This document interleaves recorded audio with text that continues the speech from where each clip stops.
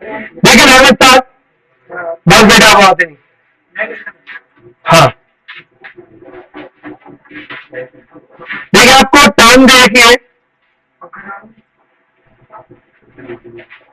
चले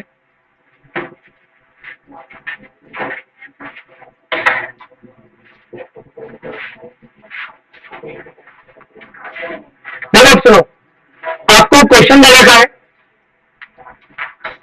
simplex method solve करना है किसको, एलपी प्रॉब्लम को। प्रॉब्लम आपके सामने दे रखी है, मैथ दैट प्लीज बेटा, math that equal to 40x1 plus 35x2।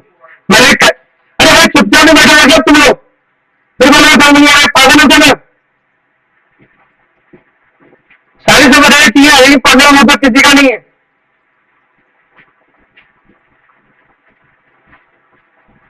सुनो, आपको कॉन्सेप्ट पे क्या गिवन है, पहली टर्म मेरे पास जो टर्म है वो किसका है, मैक्स जेड। मैक्स जेड का मतलब मैंने कल ही बताया था कि जब भी क्वेश्चन मैक्स लिखा हुआ है दैट मीन वो किसकी बात कर रहा है, मैक्सिमम की। अब यहां पर हमारे पास क्या लिखा हुआ है, ये x1 और x2 ये दोनों क्या है, देन x1 और x2 is a product. x1 और x2 क्या है हमारे प्रोडक्ट। ये मैंने लिखा है x1 और ये x2 दोनों के दोनों क्या है हमारे प्रोडक्ट, ये रहा प्रोडक्ट। तो ये दोनों क्या है प्रोडक्ट, मतलब मैं इन प्रोडक्ट को बनाकर सेल करूंगा। तो यहां पर दोनों की किसकी बात करेंगे, यहां पर हम बात करेंगे दोनों के नंबर ऑफ यूनिट्स की। और वो कौन सी unit, produce unit, produce unit किसकी बात करेंगे, दोनों के प्रोड्यूस यूनिट की, हम कितना यूनिट बनाने वाले। फिर नीचे जो टर्म आती है that is called the subjected to, ये किसकी बात करता है, सब्जेक्टेड टू का मतलब होता है हमारे कांस्टेंट जो इंडिकेट करते हैं क्या, कि जो वैल्यूज है हमारे पास दैट मीन ये जो 60 और 96 है दैट इंडिकेट दिया रिसोर्सेज। ये किसको इंडिकेट करते हैं, रिसोर्सेज की, हमारे पास रिसोर्सेज की अवेलेबिलिटी कितनी है, मैक्सिमाइज है या मिनिमाइज है या इक्वल टू। मतलब जिस प्रोडक्ट को मुझे बनाना है उस प्रोडक्ट में क्या लगेगा समझना। जैसे पहले वाले को मैं मान लेता हूं कि ये मेरे पास दे रखा है मटीरियल, मान लिया हमने, और दूसरा वाले पर दे रखा है लेबर। अब सपोज करो मैं पिज्जा बना रहा हूं, x1 क्या है, पिज्जा है, x1 क्या है। तो क्वेश्चन कह रहे हैं कि पिज्जा को बनाने के लिए मुझे 2 kg, पिज्जा की 1 मिनट को बनाने के लिए मुझे क्या चाहिए, 2 kg रॉ मटेरियल चाहिए। क्या चाहिए, 2 kg रॉ। तो यहां क्या आ गया, 2x1 किसको इंडिकेट कर रहा है, जो पिज्जा हमारा पहला प्रोडक्ट है, ये x1 को मैंने क्या नाम दे दिया, पिज्जा। और इस पिज्जा को बनाने के लिए मुझे किसकी नीड है, मुझे रॉ मटेरियल की नीड है। रॉ मटेरियल कितना लगेगा, उसने कहा एटलीस्ट 2 यूनिट, मतलब कम से कम 2 यूनिट हम क्या करेंगे यूज, या 2 kg मटेरियल यूज करेंगे। वही पिज्जा को बनाने के लिए मुझे कितनी लेबर चाहिए। अब ये 4 आवर्स भी हो सकते हैं, मिनट, डिपेंड्स ऑन क्वेश्चन। मैं आवर मान लेता हूं, मान लीजिए हम बड़ा साइज का पिज्जा बना रहे हैं, किंग साइज आता है 32 इंच का परांठा, जैसे ऐसे 32 इंच का पिज्जा आ रहा है। पिज्जा बनाने में मुझे क्या चाहिए, एक पिज्जा बनाने 4 घंटे लगेंगे। ऐसे x2 किसकी बात कर रहा है, मैंने दे दिया x2 का बर्गर। अब बर्गर बनाने में तो क्या कर रहा है कि बर्गर की एक क्वांटिटी बनाने के लिए कितना मटेरियल चाहिए, 3 kg, और लेबर कितनी चाहिए, 3। अब आगे मेरे पास जो सिंबल लगा हुआ है, ये सिंबल क्या है दोनों में, लेस देन। तो हमने यहां कहा था कि जब लेस देन लगा हुआ हो, symbol less than equal to, तो इसका मतलब क्या है, इसका मतलब है कि मेरी जितनी रिक्वायरमेंट है उससे कम मेरे पास क्या है, अवेलेबल ऑफ रिसोर्सेज है। क्या है, रिसोर्सेज की अवेलेबिलिटी। मतलब मुझे मान लीजिए रिक्वायरमेंट है 50 kg की, और मेरे पास रिसोर्स अवेलेबल है 40 kg। तो इसका मतलब मुझे 40 kg ऑफ रिसोर्सेज के अकॉर्डिंगली x1 और x2 की ऑप्टिमम यूनिट प्रोड्यूस करनी होगी। क्या करनी होगी, x1 x2 की ऑप्टिमम यूनिट प्रोड्यूस करनी होगी। तो हमने बात की थी कि जब हम क्वेश्चन सॉल्व करते हैं तो कैसे सॉल्व होगा। तो देखिए जब हम सॉल्यूशन की बात करते हैं, अभी हमने टर्म लिखी, समझ में आ गया था कॉन्सेप्ट की, क्वेश्चन क्या कहना चाहता है कि कहां पर किस चीज को फोकस करते हैं। अब सॉल्यूशन की बात करते हैं। जब सॉल्यूशन करते हैं तो हमने कहा था जब आप सिंपलेक्स मेथड से सॉल्व करते हैं, तो सिंपलेक्स मेथड से सॉल्व करते वक्त सबसे बड़ा की पॉइंट होता है कि हमें हमारी पूरी की पूरी जो इक्वेशन है उसको कन्वर्ट करना होता है इक्विटी से, सॉरी इनइक्विटी से इक्वलिटी। तो सबसे पहले हम यहां लिखते हैं मैथ जेड, जिसकी टर्म आपके पास गिवन है 40x1 प्लस 35x2। इसके बाद आप लिखते हैं कि आपके सब्जेक्टेड टू, सब्जेक्ट क्या हुआ, पहली लाइन क्या रखी है, 2x1 प्लस 3x2, और कॉन्सेप्ट किसका है, और जब लेस देन का होता है क्या करते हैं, ऐड स्लैक वेरिएबल, तो मैं क्या करूंगा यहाँ पर ऐड कर दूंगा स्लैक s1, और ये किसके इक्विवेलेंट ऑफ 16, ठीक है। दूसरी इक्वेशन दे रखी है 4x1 प्लस 3x2, अब ये भी क्या है, स्लैक है, मतलब लेस देन है, तो क्या ऐड करेंगे स्लैक, ये आ गया s2 इक्वल टू 9। मैंने कहा था जो वैल्यू ऑफ स्लैक होता है लाइक ऑफ डमी है, डमी के थ्रू हम उस बैलेंस को इक्वल करना चाहते हैं, उस इक्वेशन को बैलेंस करना चाहते हैं। अब डमी लगाए तो डमी की हमेशा वैल्यू क्या होती है, तो इसका प्रॉफिट भी क्या होगा, तो मैक्स के साथ में लिखेंगे प्लस 0s1 प्लस 0s2। यहां तक कोई डाउट है किसी को, बोलो, क्लियर है कॉन्सेप्ट, आगे चलते हैं। अब हम बनाएंगे हमारी टेबलर फॉर्म जिसके अंदर हम इन वैल्यूज को रिप्रेजेंट करेंगे। तो यहां हमने लिखा हमारा सिंप्लेक्स टेबल 1। तो देखिए सिंप्लेक्स टेबल 1 में जब हम बात करते हैं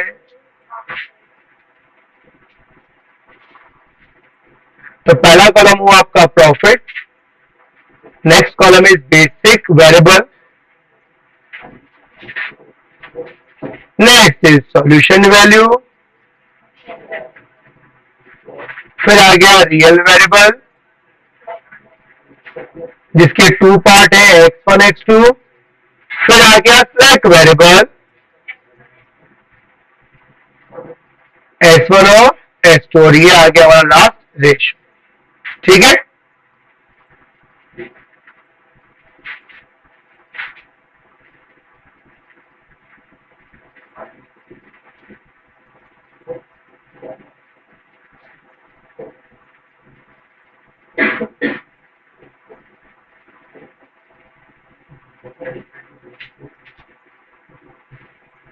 चलिए अब सबसे पहले क्या करोगे आप, इस पूरी की पूरी टेबल के अंदर वैल्यूज पुट करोगे, क्या पुट करोगे, तो देखिए सबसे ऊपर टेबल के सबसे ऊपर जहां टेबल लिखी हुई थी नीचे हमने कहा था एक गैप छोड़ते हैं और वहां लिखते हैं हम CJ, और मैंने कल ही कहा था CJ का मतलब होता है कंट्रीब्यूशन और से प्रॉफिट पर यूनिट।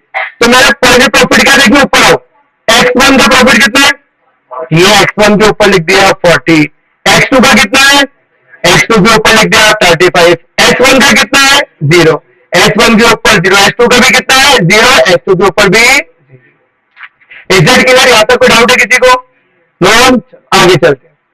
जब आगे वर्क करते हैं तो हमने कहा था कि जो सब्जेक्टेड टू होती है उनकी वैल्यूज को पुट करना होता है, लेकिन with given of basis variable. अब बेसिस का मतलब क्या होता है कि आपकी अभी हमारा क्वेश्चन पूरा का पूरा किस पर है, लेस देन इक्वल टू, किस पर है, लेस देन, और जब question less than equal to पर होता है, किस पर होता है, लेस देन, तो अगर हम वहां देखें तो हमने उनको बैलेंस किससे किया था, s1 और, तो हमारा बेसिक वेरिएबल भी क्या बनेगा, s1 और s2, s1 और, अब यहां पर s1 का प्रॉफिट 0 था और s2 का प्रॉफिट भी क्या था, s1 का प्रॉफिट भी क्या था 0 और s2 का प्रॉफिट भी क्या था।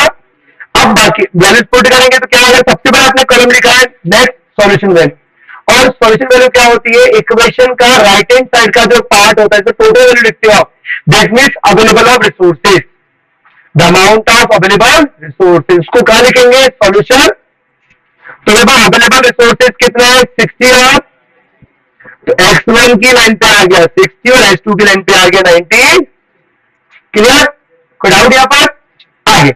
अब पहली इक्वेशन पे x1 का प्रोपोर्शन कितना है 2,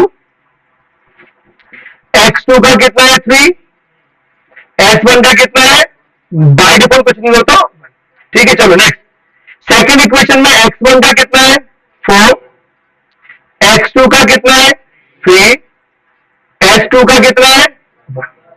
अब हमारे पास दोनों इक्वेशन में पहली में s2 और सेकंड में s1 एम्प्टी है, जब नहीं है तो बाय डिफॉल्ट उसको डैश नहीं करेंगे, क्या मानेंगे, of is equal to of 0, क्या मान लेंगे, उसकी वैल्यू क्या है उसमें, मतलब मैं ऐसे भी क्या होता है देखो समझने के लिए, तो मैं कह सकता हूं कि 2x1 plus 3x1 plus s1 plus 0s2, मतलब 0 हो गया, s2 की वैल्यू क्या है, तो ये इस तरीके से हमने इसको मान लिया, ठीक है।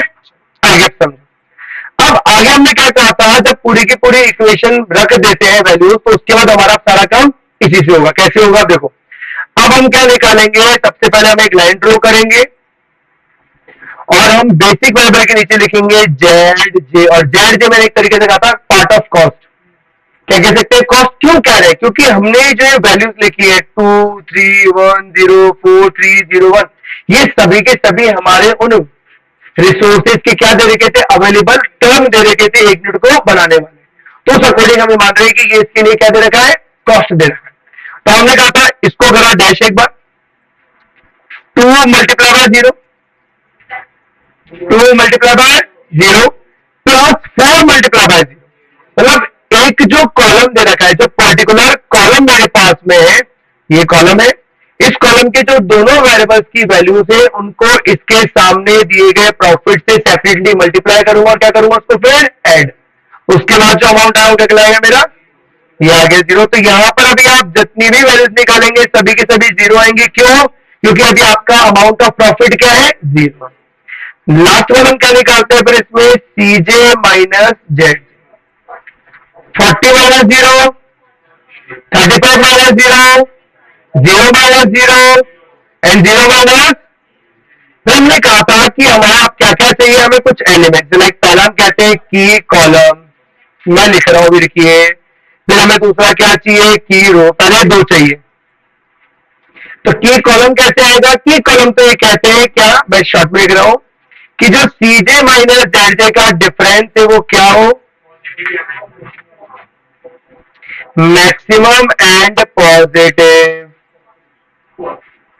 तो ये वाला पोर्शन आ गया, ये हम क्या कर देंगे, सेलेक्ट कर देंगे, ये पूरा का पूरा सेलेक्ट कर दिया हमने। ये क्या बन गया मेरा, की कॉलम। यहां तक किसी को डाउट है, नोबडी है,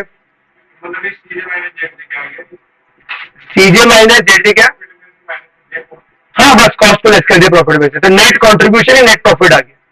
तो मैं ऊपर नीचे लिख दूंगा आपके लिए, यह साइड लिख दूंगा एक बार आपको समझने के लिए कि ये जो सीजे है वो तो क्या बन गया मेरा, प्रॉफिट, जेड जे एक तरह से हो गया कॉस्ट, और जब सीजे माइनस जेड जे आता है तो उसको हम क्या कहते हैं, नेट प्रॉफिट या नेट कॉन्ट्रीब्यूशन। ठीक है, चलिए अब हाउ टू कंप्यूट की रो। तो भैया कहता है कि की रो को कंप्यूट करने से पहले सबसे पहले निकालो रेशो, और रेशो कैसा आएगा, सॉल्यूशन वैल्यू डिवाइड बाय की कॉलम एलिमेंट, की कॉलम। तो भैया मेरी सॉल्यूशन वैल्यू क्या है, 60, की कॉलम क्या है 2, 60 डिवाइड बाय 2, फिर 96 डिवाइड बाय 4, 24। तो अब पार्ट 2 बात करते हैं इसका, पार्ट 2। तो की रो कैसे आती है, तो टर्म क्या कहता है कि भैया जो रेशो है वो क्या हो, मिनिमम एंड पॉजिटिव। इसमें तो कई बार केस ऐसा आता है कि आपका एक अमाउंट हो जाता है इनफाइनाइट, क्योंकि यहाँ पर एक बार कई बार वैल्यू क्या होती है, 0 आती है किसी की, मान लो 2 की जगह पे क्या होता है 0, तो 60 डिवाइड बाय 0 तो वैल्यू क्या होती है, इनफाइनाइट। अब इनफाइनाइट 24 में से मेरे लिए लोएस्ट वैल्यू होगी कौन सी, 24। क्यों, क्योंकि 0 का डिवाइड जब भी करोगे वैल्यू वही रिपीट होती है, इसलिए करोगे उस वाइट हमको क्या नहीं करेंगे, सेलेक्ट। तो सेलेक्ट किसको करोगे हमेशा, मिनिमम एलिमेंट को, किसको, मिनिमम एलिमेंट को क्या करोगे आप, सेलेक्ट करोगे। यहां पर कोई डाउट, या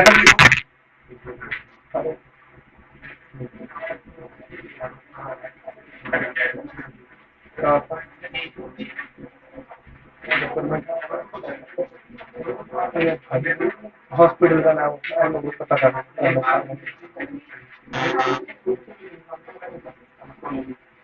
कौन सा चाहिए, ठीक है, मैं फिलहाल दे रहा हूँ, तो नंबर शेयर कर रहा हूँ मैं। हाँ मेरे सुन सर, मैं नंबर शेयर कर लेना, बात कर लेना मेरे डॉक्टर को, टेंशन ठीक है।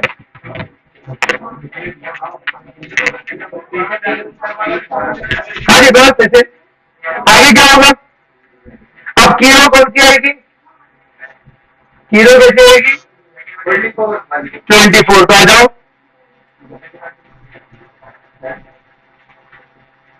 ये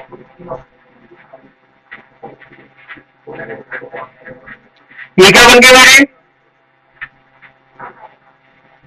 अब जहां पर की रो और की कॉलम क्या करते हैं, इंटरसेक्ट करते हैं, that is called the key element. और ये जितना भी चीज मैं लिख रहा हूं ये आपको टेबल में ही लिखना है, मॉड्यूल में हो या नहीं हो, लेकिन आप लिखेंगे टेबल के अंदर ही लिखना है आपको, तभी आपको याद रहेगा, मेमोराइज रहेगा आपको क्या करना और कैसे करना।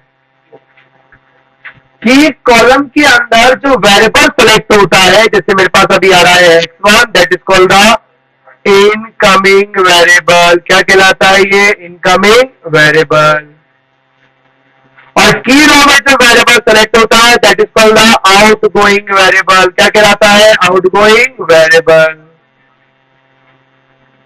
धन्यवाद तक यहाँ तक करिए वर्किंग को फटाफट।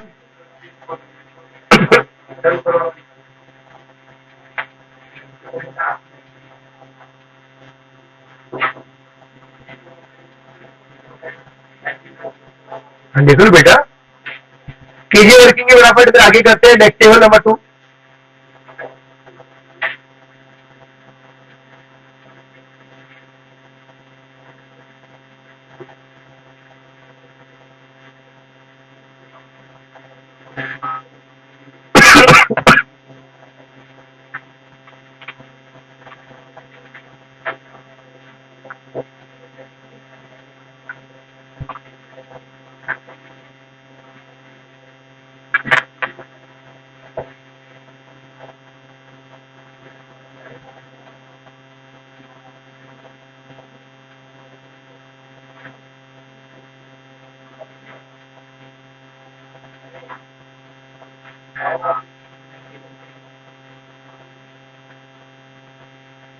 डिफॉल्ट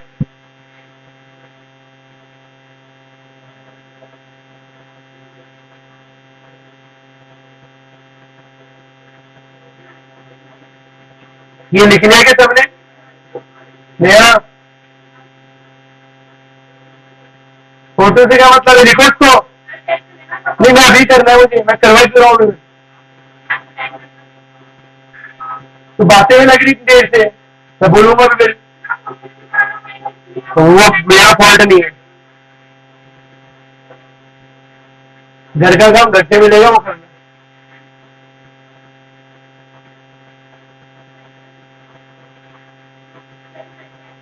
ठीक, टेबल नीचे, टेबल ले आओ।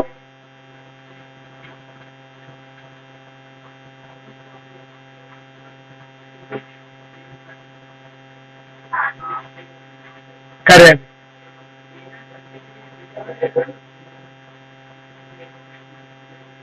ये सब कुछ लिख रहा है।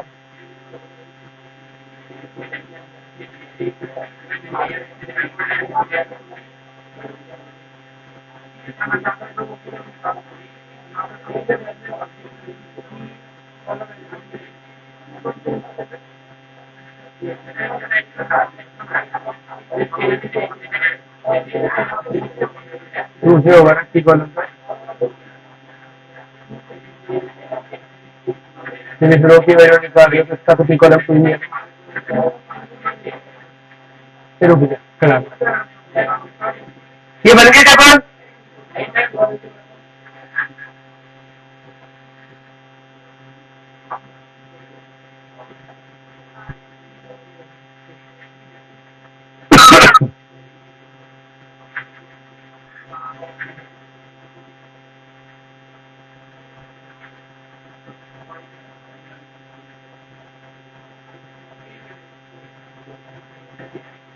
आया आया आया।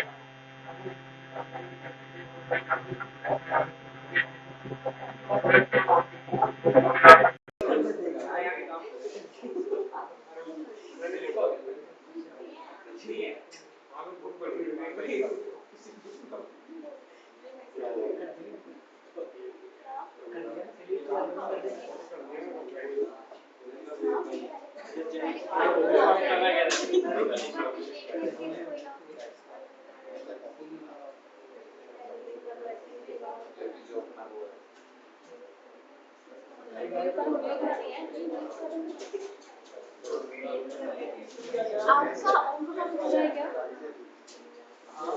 रेशियो ये तो एक ही मिनिमम में आपको मिल रहा है कोई एक मिनट में जो चले आगे। हाँ सर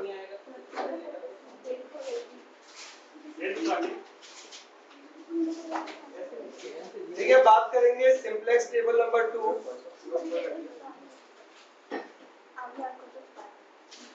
फॉर्मेट वही बनेगा।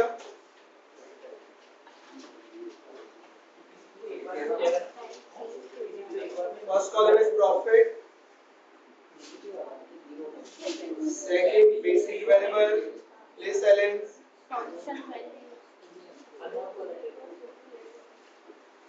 Function value,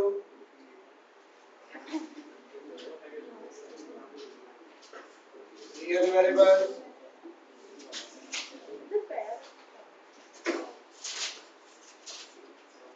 slack variable and then ratio.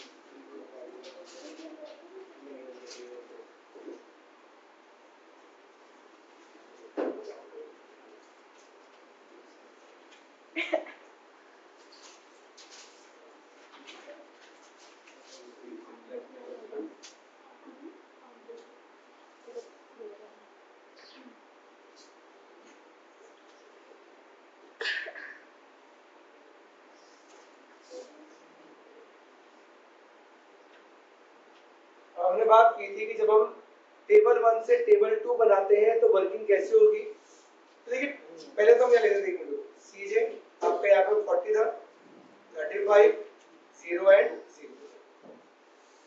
अब हमें टेबल नंबर 2 बनानी है और टेबल नंबर 2 बनेगी रेफरेंस ऑफ टेबल नंबर 1।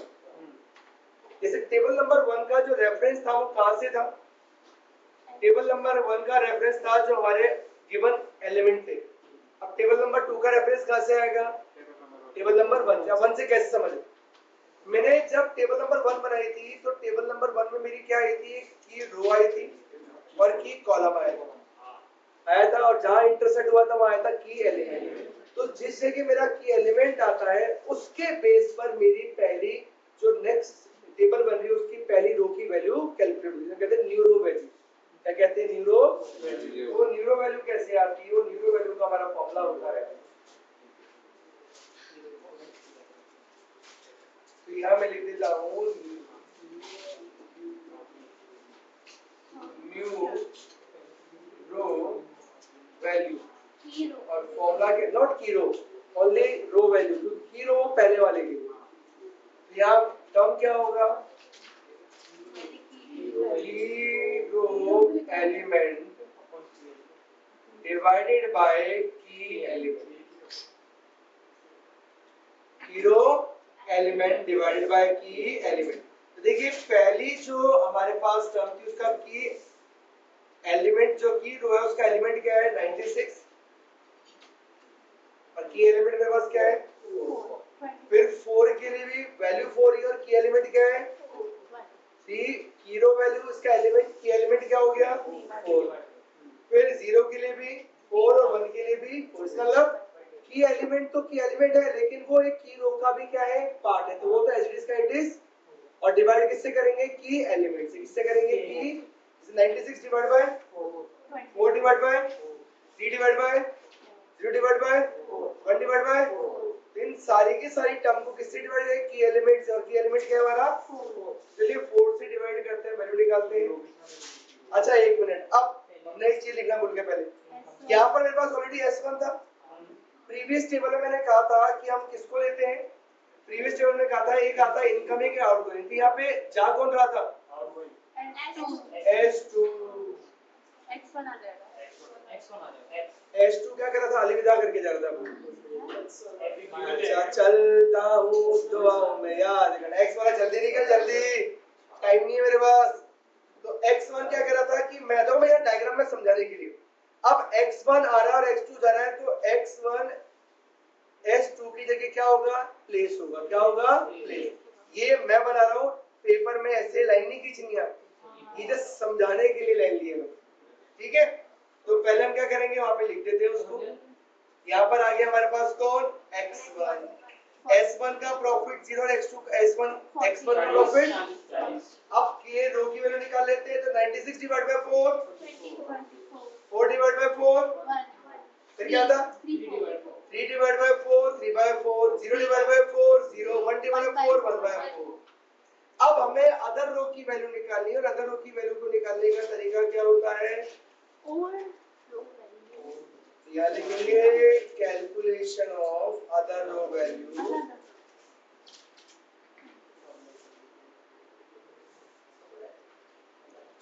तो फॉर्मूला क्या था other row value equal to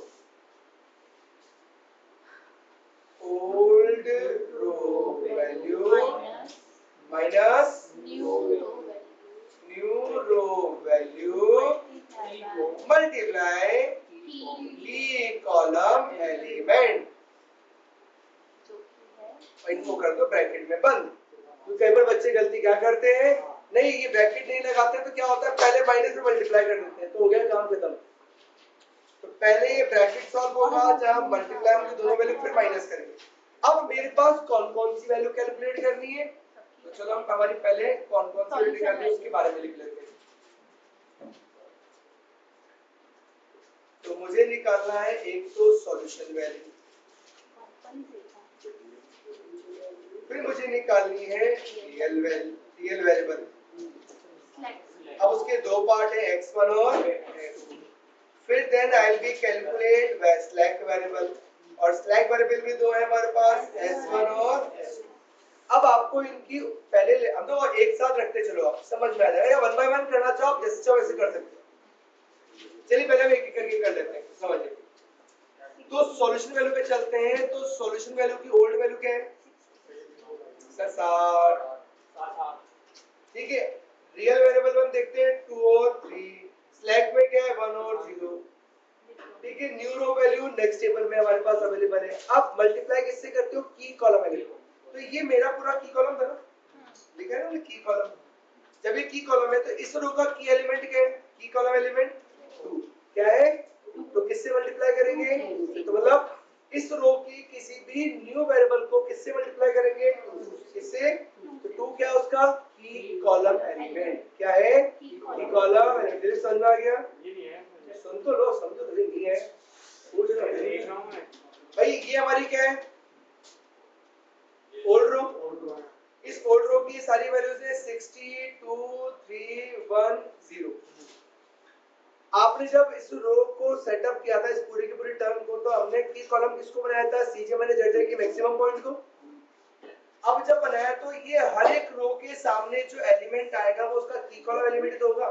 भाई इस वाले का की कॉलम एलिमेंट 2 इस वाले का क्या बोलूंगा 4। अभी भूल जाओ की रो को भूल जाओ एक बार है या नहीं है। तो मेरी इस रो की वैल्यू को मतलब इस रो की वैल्यू के बेस पर जो नई रो की वैल्यू निकलेगी उसके लिए की कॉलम एलिमेंट क्या होगा क्या होगा ठीक है। चलो प्रीवियस नेक्स्ट टेबल पे चलते हैं और कंटेंट रखते हैं।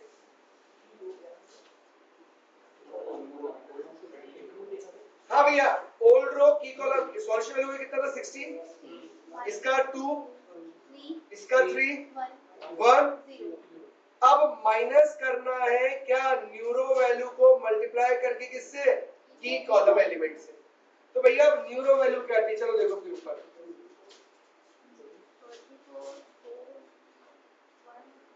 तो देखो ये आ गया जो हमने नई टेबल बनाई उस पर हमारी वैल्यूज। तो अब ये क्या है न्यूरो तो सॉल्यूशन वैल्यू की वैल्यू क्या है 24 रियल वेरिएबल x1 की 1 x2 की 3/4 सिलेक्ट वेरिएबल s1 की और s2 की इज इट क्लियर। तो हम इन वैल्यूज को नीचे लेते हैं हमारे साथ में। तो पहले वाले में रख देता हूं मैं 24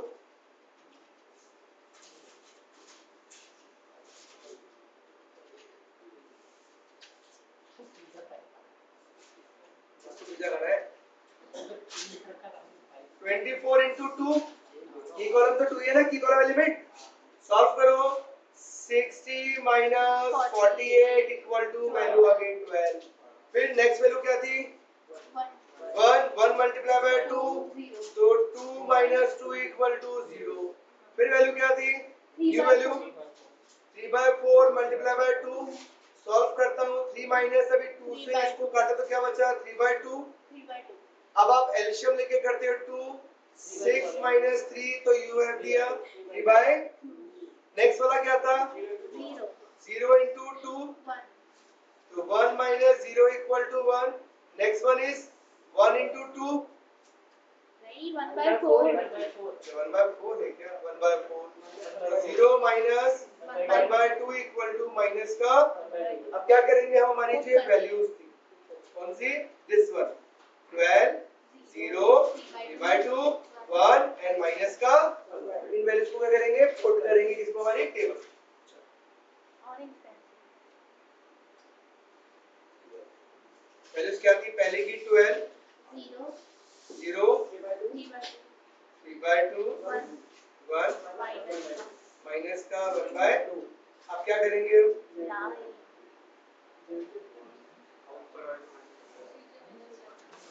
ये डैश 0 multiply by 0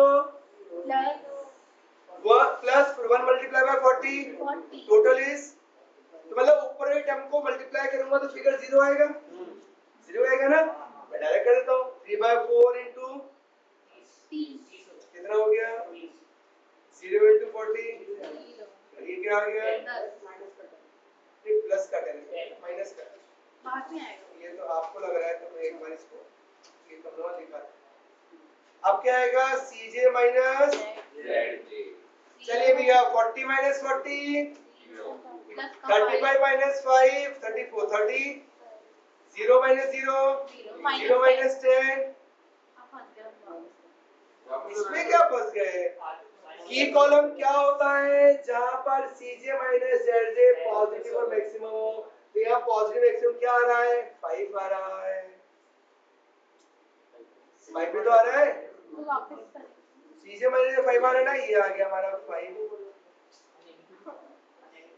नेगेटिव से CJ माइनस ZJ कब तक चलेगा जब तक जब तक मैक्सिमम जब तक सारे नेगेटिव और जीरो आ जाए एक नेगेटिव से गया एक पॉजिटिव तो आ रहा है ना ये भी सोचो थिंक पॉजिटिव हमारे पास एक वैल्यू पॉजिटिव एक नेगेटिव है तो पॉजिटिव भी तो आ रही है ना और कब तक चलेगी फॉर्मेशन जब तक कि CJ माइनस ZJ की सारी वैल्यूज नेगेटिव और जीरो नहीं हो जाती in case of maximization clear अब ये क्या आ गया मेरे पास की कॉलम रो का अब की रो कैसे निकालते हैं सॉरी सॉल्यूशन रेशियो कैसे निकालोगे 18 अब 12 में डिवाइड करो 3/2 18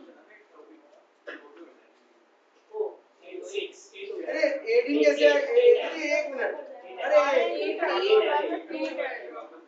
इधर देखो ना इधर मैं यहाँ कैलकुलेशन करूँ 12 इस पे डिवाइड करूंगा 3/2 अब इसको आप सब सॉल्व करते हो तो 12 into 2/3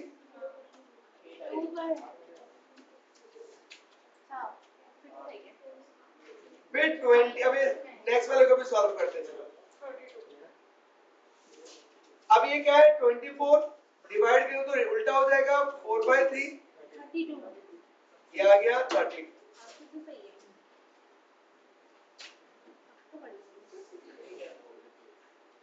कितना आ गया तो भैया मिनिमम और पॉजिटिव क्या आ रहा है 8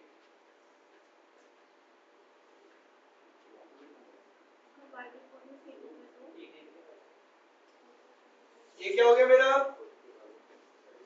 की और जहां पर की रो और की एलिमेंट एक साथ आते हैं उसको क्या बोलते हैं ये मेरा क्या आ गया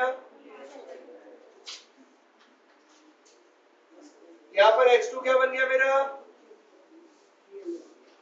इनकमिंग वेरिएबल ये s1 क्या बन गया मेरा आउटगोइंग वेरिएबल आया कुछ अब ऐसे ही करना होगा ना समझदार अच्छा बनाओ टेबल बराबर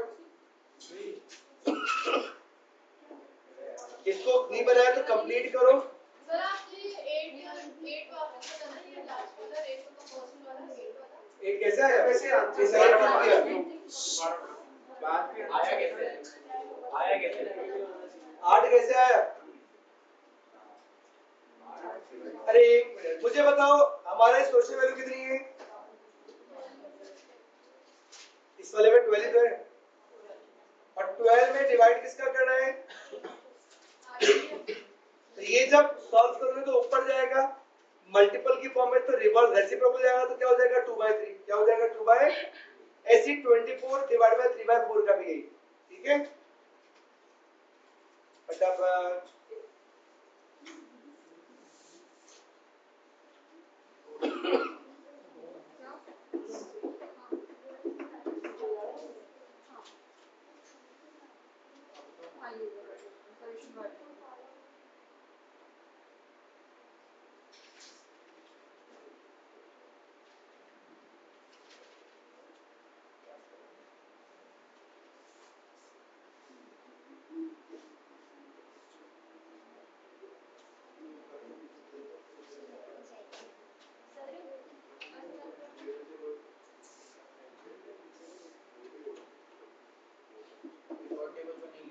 यस, वो लास्ट टेबल है,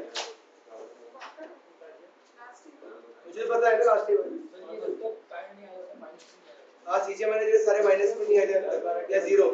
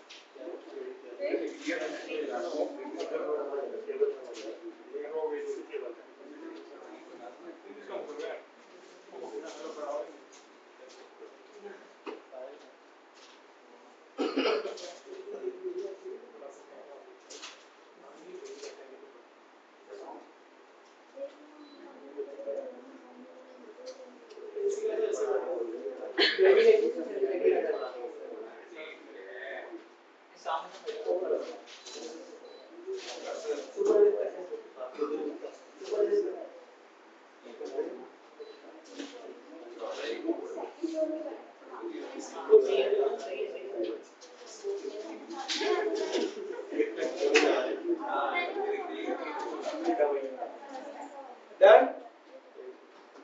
चलिए देखिए नाउ वी स्टार्ट दिया टेबल नंबर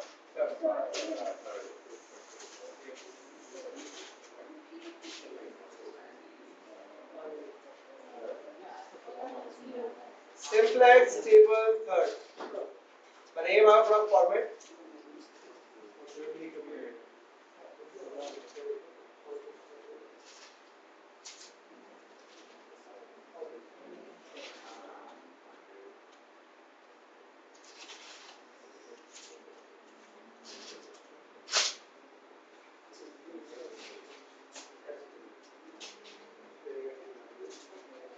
तो सबसे पहला कॉलम हो गया आपका profit,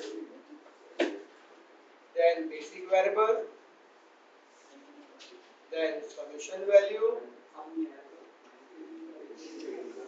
then real variable, then slack variable, S1 S2 S1 S2 and then ratio. सबसे ऊपर सीजे आ गया, ये आ गया 40 35 0 0। अब देखिए टेबल उसी अकॉर्डिंग चलिए जैसे प्रीवियस में करी थी, तो मेरी अब जो प्रीवियस अब इसका रेफरेंस कहां से आएगा? टेबल नंबर 2 से आएगा। टेबल नंबर 2 पे हम चलते हैं जब, तो टेबल नंबर 2 में हमारी सिलेक्शन किसका हुआ था? पहली रो का, दैट इज कॉल्ड की रो, और ये भी क्या रहा था? की एलिमेंट। तो अब वहां पर जा कौन रहा है? अलविदा कौन कर रहा है? S1। और से कौन आएगा? S1 जा रहा है, S1 जा रहा है, और खुशी खुशी कौन आ रहा है? X2 आ रहा है, खुशी खुशी आ रहा है। तो भैया यहाँ पर अब क्या आ जाएगा? X2, X1 पहले से था, X2 का प्रॉफिट 35, X1 का प्रॉफिट 40। अब यहाँ पर भी जो हमारी न्यू रो वैल्यू होगी वो कैसे निकलेगी? The new row value is equal to of की रो एलिमेंट डिवाइड बाय की। लगे नीचे फॉर्मूला लिख देते हैं,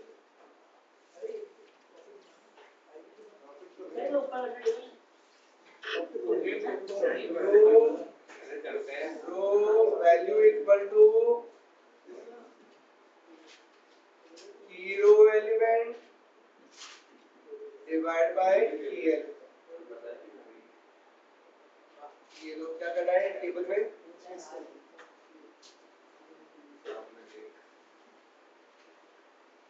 ठीक है भाई, तो यहाँ पर की रो क्या है हमारी 12 0 1 3/2 1 और माइनस का 1/2 और उस पे डिवाइड किसका होगा की एलिमेंट कितना है 3/2 की एलिमेंट कितना है 3/2 तो आ जाओ 12 डिवाइड बाय 3/2 8।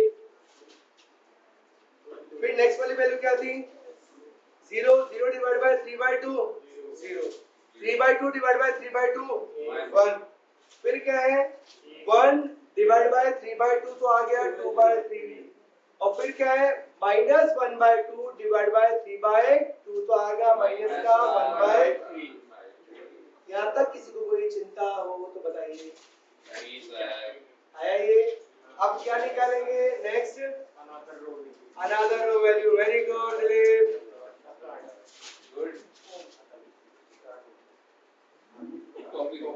तो अब यहाँ लिखेंगे हम टू अनदर रो वैल्यू या अदर रो वैल्यू। फॉर्मूला था हमारा old row value minus new row element multiply by की कॉलम एलिमेंट।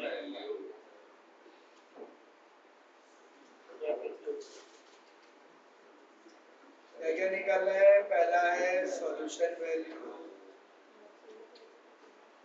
दूसरा है रियल वेरिएबल फिर है स्लैक वेरिएबल s1 s2। चलिए ओल्ड रो वैल्यू क्या है हमारे पास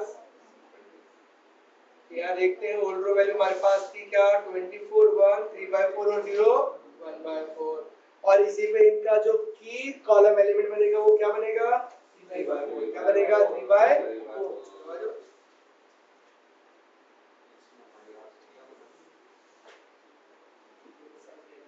तो सॉल्यूशन वैल्यू का अमाउंट क्या था 24 x1 का x4 का 3/4 s1 का s2 का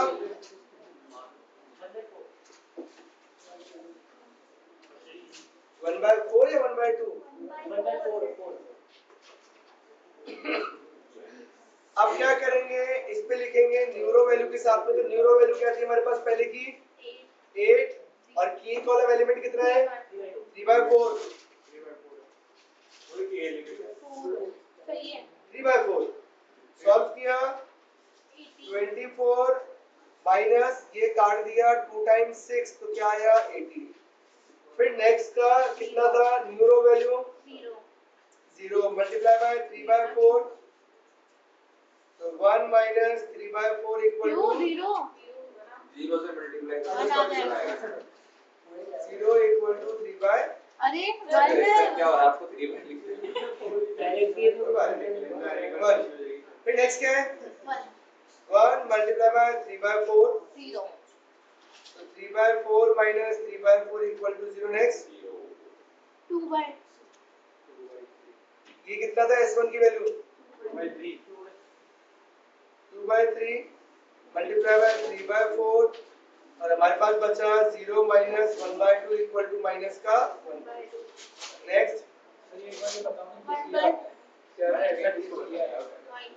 क्या 8 तो previous neuro old row value है ना न्यूरो वैल्यू 8 है हर चीज कैलकुलेट करनी होती है माइनस का 1/3 माइनस का 1/3 इनटू 3/4 1/4 माइनस प्लस प्लस आ गया 1/4 तो ये आ गया 2/4 दैट मींस 1/2। 1000 आ रहा है सर देखो प्रीवियस वैल्यू निकाली हुई हमने चेक कर दो इनको ज्यादा आ रहा है ये लिखो ना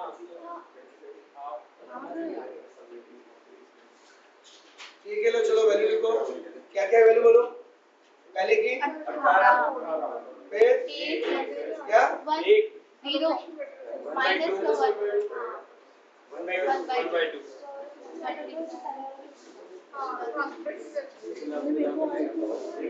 अभी आया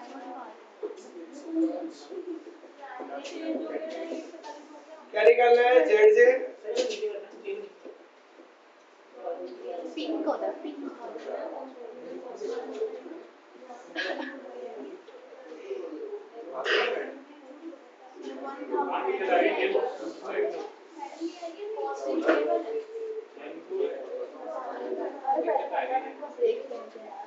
हाँ यार वैसे भी आधा घंटे का ब्रेक आप जेड से कैसे आएगा? ये 40, ये कितना आ गया? 35। अब देखो 35 मल्टीप्लाई बाय 2/3, तो मैं यहाँ रफली लिख देता हूँ यहाँ की तरफ 35 मल्टीप्लाई 2/3 प्लस 40 मल्टीप्लाई बाय 1/2, तो ये कितना हो गया? 23.33 माइनस 20, आपके पास आ गया 3.33।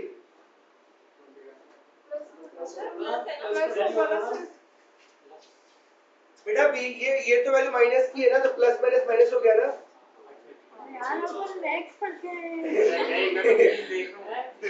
भाई, ये वैल्यू तो माइनस की है ना, तो यहाँ 1/2 ये माइनस का तो है। नेक्स्ट, अब 1/3 मल्टीप्लाई बाय 35 प्लस 1/2 बटेगा 40, तो ये कितना बचा? ये 8.33 आ रहा है नेट हाँ प्लस का हाँ हाँ भाई करा है ये आ गया 8.33 प्लस का। चलो अब क्या निकालना है सर? सीजे माइनस जेजे 40 माइनस 40 35 माइनस 35 0 माइनस 3.33 माइनस का 3.33 माइनस का माइनस 0 माइनस 8.33 माइनस का 8.33। कांग्रेचुलेशन, यहाँ पर सारे के सारे सीजे माइनस जेजे 0 और दैट मींस अब हम इसके आगे क्या नहीं कर सकते, बढ़ नहीं सकते हैं, तो हम क्या निकालेंगे? हमारा कंक्लूजन। अब कंक्लूजन के लिए गौर फरमाइएगा, x1 की वैल्यू कितनी आ रही है और x2 की वैल्यू कितनी आ रही है? 1000 आंसर आ गया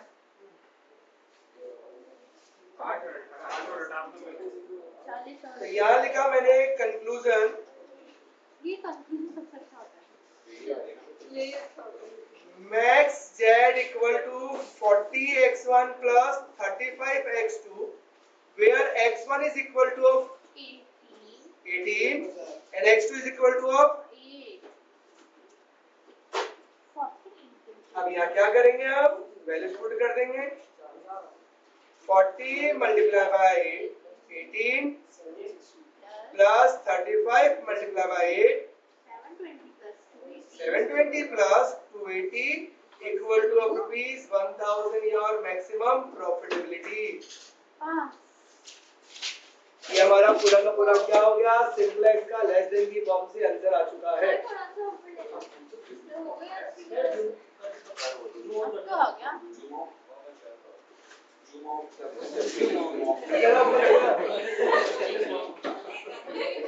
अरे किसने कहा था ऊपर के लिए? कहाँ पर?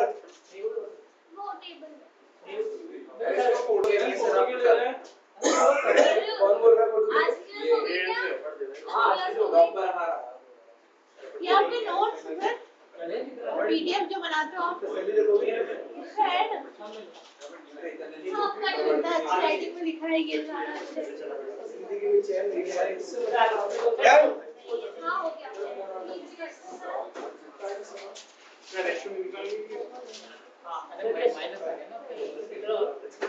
बेटा फोटो भी बैठ गया ना।